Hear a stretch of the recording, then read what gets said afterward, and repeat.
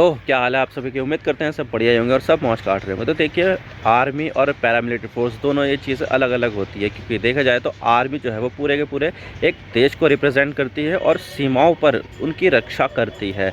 तो वहीं अगर पैरामिलिट्री फोर्स की बात की जाए तो पैरामिलिट्री फोर्स किसी स्पेसिफिक पर्पज़ के लिए बनाई जाती है। जैसे कि BSF है, वो पाकिस्तान से लगी हुई सीमा से रखवाली के लिए ही यहाँ पर बनाई गई है। और इसी तरह से CISF है, जो मेट्रो ट्रेन्स और जो इंडस्ट्रीज़ है उनकी सुरक्षा के लिए बनाई जाती है। तो पैरामिलिट्री फोर्स और आर्मी का काम अलग अलग होता है, लेकिन इनकी जो ट्रेनिंग होती है वो बिल्कुल एक जैसी ही होती है। यहाँ पर कोई कटिंग नहीं होती है। लेकिन एक ऐसा देश है जहाँ पर पैरामिलिट्री फोर्स और आर्मी दोनों ही आपस में भिड़ गए हैं और यहाँ पर बहुत सारे लोगों की जान गई है। मैं बात कर रहा हूँ सूडान की, जहाँ पर paramilitary force, rapid support force और जो सूडान की आर्मी है वो आपस में भिड़ गई है। शहर में, राजधानी में जगह जगह पर बम धमाके हो रहे हैं, एयरफोर्स स्ट्राइक हो रही है और एक दूसरे के ऊपर कब्जा करने की नीयत से एक दूसरे के ऊपर हमला कर रहे हैं। तो सूडान में ये आखिर हो क्या रहा है और क्या है इसके पीछे का कारण, आज इसके बारे में पूरी डिटेल के साथ बात करते हैं। लेकिन इस वीडियो को स्पॉन्सर किया है इन्फो मैग्नेट यूट्यूब चैनल, जो यही यूट्यूब चैनल है। अगर आप इसको सब्सक्राइब करोगे तो आपको कोई चार्जेस नहीं देना पड़ेगा, कोई भी कूपन कोड नहीं लगाना पड़ेगा, ये सब फ्री है। तो आप इसको सब्सक्राइब कर लीजिए, यहाँ पर आपको बहुत ज़्यादा इन्फॉर्मेटिव वीडियोस मिलेगी। तो चलिए वीडियो का आगाज़ करते हैं।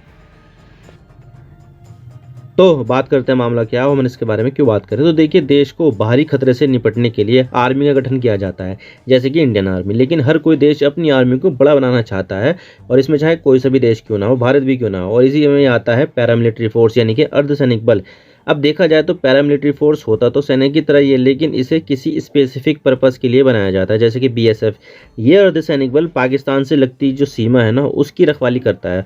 और फिर देश का सबसे बड़ा अर्धसैनिक बल कौन सा है? CRPF। ये अर्धसैनिक बल देश के इंटरनल कन्फ्लिक्ट और मैटर को देखता है। ऐसे ही CISF है, जो मेट्रो और बड़े बड़े उद्योगों की सुरक्षा में लगा रहता है। असम राइफल्स है, जो उत्तर पूर्वी का जो इलाका है उसमें देखता है। और ITBP जो इंडिया चाइना की जो बॉर्डर है वहाँ पर करता है। और SSB जो नेपाल बॉर्डर पर लगा रहता है।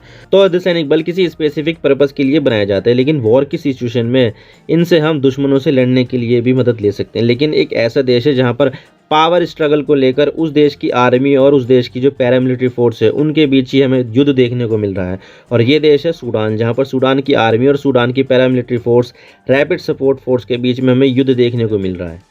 आप देख सकते हैं, फर्स्ट पोस्ट का आर्टिकल है, Sudan military attack on paramilitary base kills 25 leaves 138 wanted. तो 16 अप्रैल का ये आर्टिकल है। और इसी तरह से यहाँ पर BBC का आर्टिकल है ये, Sudan army and RSF battle over की सिटीज लिविंग 56 सिविलियन डेड, यानी कि 56 जो आम लोग हैं उनकी मौत हो चुकी है। यहाँ पर तो मिलिट्री की मैं बात ही नहीं कर रहा, यहाँ पर तो सिर्फ 56 आम जो लोग हैं उनकी मौत हो चुकी है इन दोनों के वॉर में।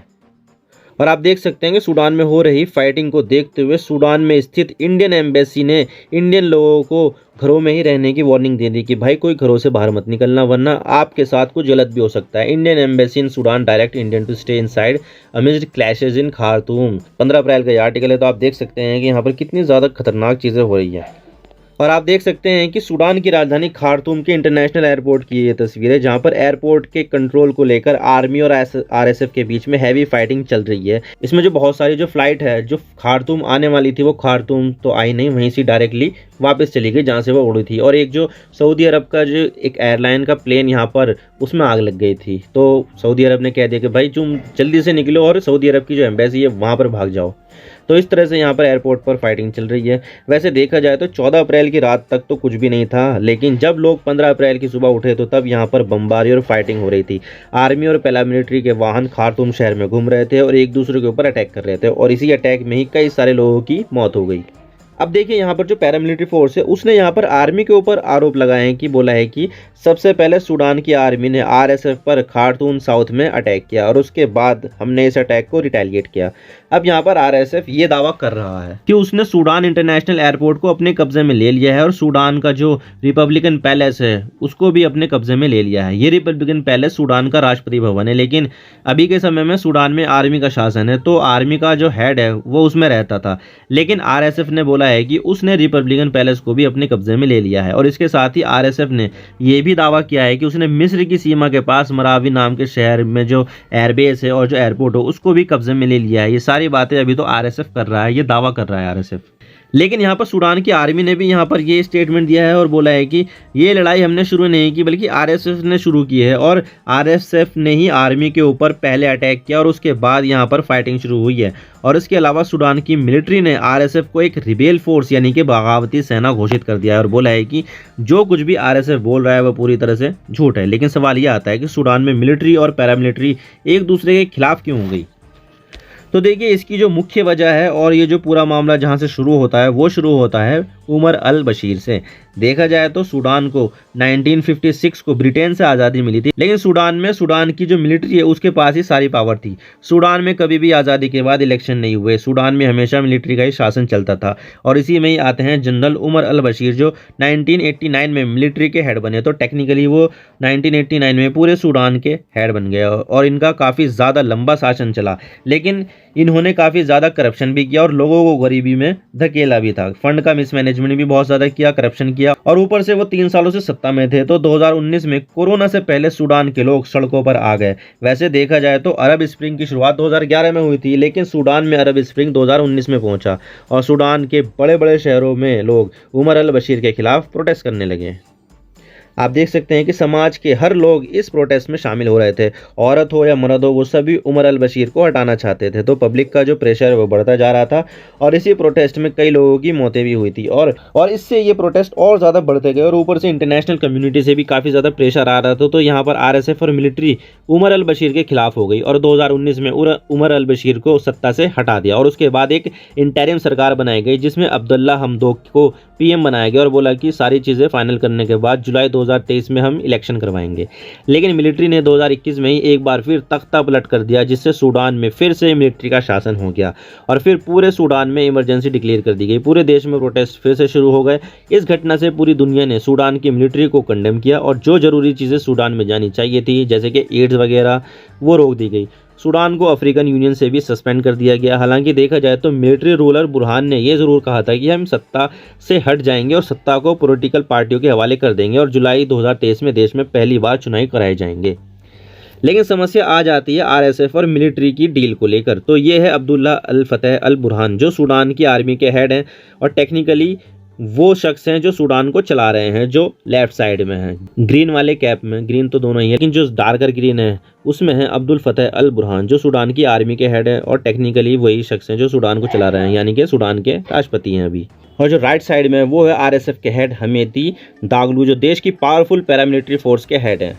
तो जब यहाँ पर पॉलिटिकल पार्टी और सेना के बीच में सिविलियन रूल को लेकर डील फाइनल हो रही थी, तो तब इस डील में ये बात भी थी कि आरएसएफ को उसको पूरी तरह से सूडान की आर्मी में मर्ज करना होगा, यानी कि आरएसएफ खत्म हो जाएगी और उसका जो मर्जर है वो सूडान की आर्मी में किया जाएगा, सूडान की मिलिट्री में कर दिया जाएगा। और अभी जो हालत है सूडान में उसमें यही कंडीशन सबसे ज़्यादा मुख्य वजह है, क्योंकि देखा जाए तो वैसे तो सूडान में सिविलियन रूल आ जाएगा जिससे मिलिट्री की पावर कमज़ोर हो जाएगी और ऊपर से सूडान में वाइस प्रेसिडेंट की जो पोस्ट है वो दागलू को मिली हुई है, वो भी छिनने वाली है। तो ऐसे में यहाँ पर अपनी पावर को कम होता देखकर यहाँ पर दागलू ने ऐसा स्टेप उठाया है और दागलू ने अपने सैनिकों से बोल दिया है कि जब तक सभी मिलिट्री बेस को कब्जे में नहीं लिया जाएगा तब तक यहाँ पर हम रुकेंगे नहीं। और ये बहुत ही बड़ा और ख़तरे वाली स्थिति है।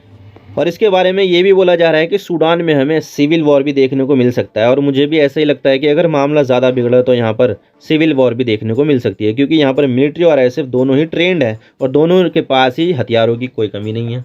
तो ऐसे में यहाँ पर एक सिविल वॉर भी देखने को मिल सकती है और इसका अनुमान बहुत सारे एक्सपर्ट भी लगा रहे हैं। और अगर सूडान में सिविल वॉर हो गई तो सूडान भी सीरिया की तरह हो सकता है जहाँ पर लाखों लोगों की मौत हो गई और ये आसपास के रीजन के लिए भी बहुत अच्छा नहीं होगा, क्योंकि देखा जाए तो सूडान के नॉर्थ में रेड सी आता है जो पूरी दुनिया की सप्लाई चेन का सबसे ज़्यादा इंपॉर्टेंट रूट है और लड़ाई रेड सी तक आ गई तो पूरी दुनिया की सप्लाई चेन बिगड़ जाएगी और फिर पूरी दुनिया में महंगाई बढ़ने से कोई नहीं रोक सकता।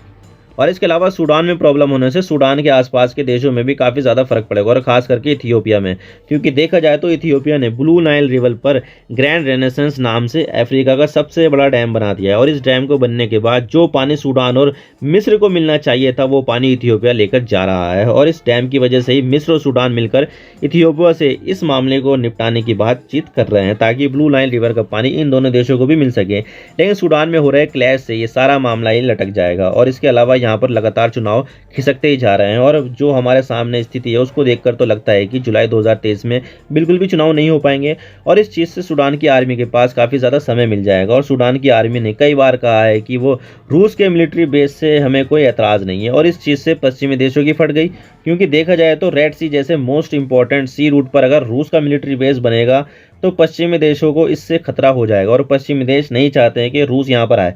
तो ऐसे में पश्चिमी देश भी सूडान में सिविलियन रूल चाहते हैं और सूडान में किसी तरह सिविलियन रूल आ जाए। लेकिन अब सिविलियन रूल आना बहुत ही ज़्यादा मुश्किल लग रहा है, क्योंकि यहाँ पर जब से ही इन दोनों पैरामिलिट्री और आर्मी ने एक दूसरे से लड़ाई की है तो भाई बहुत ज़्यादा दिक्कत आ गई है। अब आगे देखते हैं आगे क्या होता है, ये तो आने वाला वक्त ही बताएगा। आई होप आपको सारी बातें समझ में आ गई होगी। अगर वीडियो थोड़ा सा भी पसंद आए तो वीडियो लाइक कर देना, वरना डिसलाइक कर देना, लेकिन चैनल को सब्सक्राइब जरूर कर देना।